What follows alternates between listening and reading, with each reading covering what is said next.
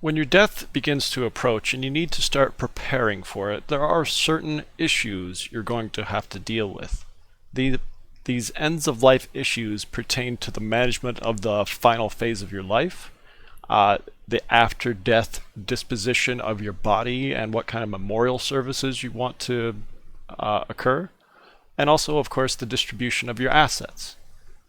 Now, there's a lot of these kinds of issues, but it includes all kinds of things, like medical care for when you're dying, like what kind of medical care you would prefer, what kind of funerary procedures you want to occur, and who should have authority to make these kinds of important decisions if you are not capable anymore.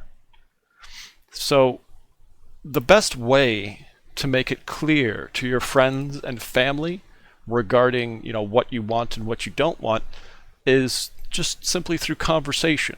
Talk with people, explain to people casually over time, what kinds of things you would prefer and what kinds of things you wouldn't prefer. So this is what we call the creation of a final scenario, a way to make your choices known about what you want and what you don't want regarding the end of your life. And one particularly important subject you should talk about during this creation of a final scenario is the hospice option. Now, hospice refers to this approach to assisting dying people that emphasizes pain management, or what you could just call palliative care, and dignity. So the whole idea of hospice is not to treat the person, not to try to cure their terminal illness or anything like that.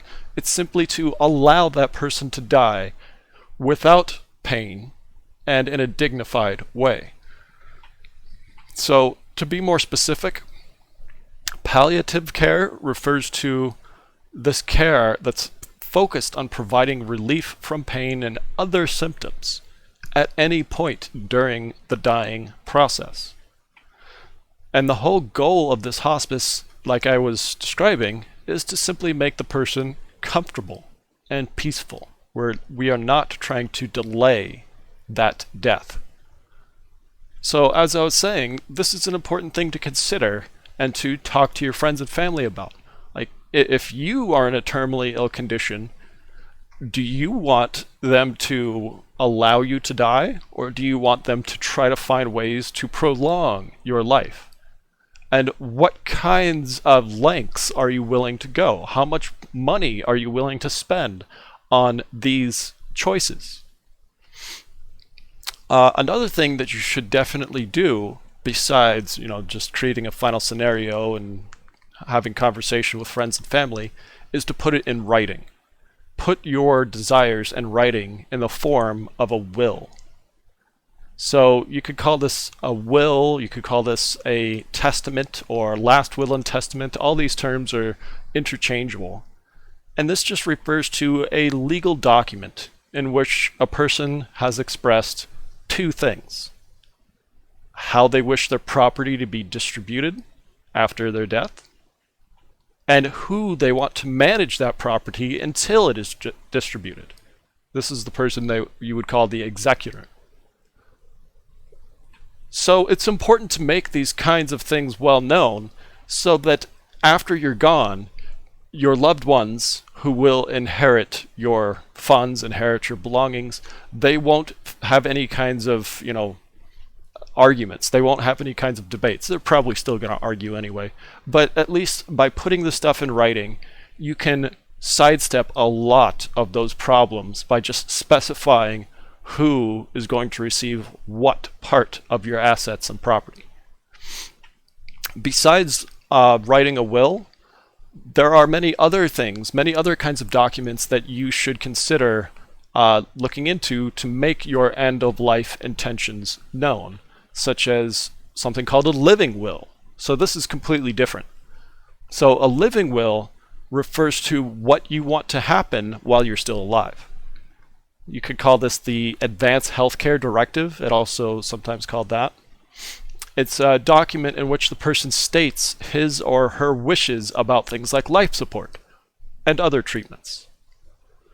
Just to give you an example, my mother, I don't think she actually has written a living will, but my mother has made it very clear through, creating a final scenario with me and others, what she wants in this regard. Like, if she is put on life support and there's no chance for her to recover, then she would like, me to pull the plug, perhaps literally. Then another document is called a healthcare power of attorney. You could call this a durable power of attorney for healthcare decisions, or just a power of attorney. There's a lot of different terms for this one. But it's basically just any document in which an individual appoints someone as his or her agent to make a healthcare decision. So it's kind of like an executor for a will. But now, instead of, managing the property, you're managing the person until they have expired. You're making those important medical decisions as to whether or not you should pull the plug. And then one final document that you should consider looking into is called a DNR, a Do Not Resuscitate Order. This refers to a medical order that indicates that cardiopulmonary resuscitation, CPR, is not to be started should your heart and breathing stop. So obviously, besides just filling out the documents, you also need to inform medical personnel, inform your friends, and inform your family that you have this DNR. And because, in emergency situations, it's not always clear if you have, that paperwork taken care of. What a lot of people who have a DNR, what they do is they'll wear like a little bracelet that says DNR on it. Or maybe even like a little necklace or something. Like, you just need to indicate to people who could potentially save your life that you don't want that procedure performed on you.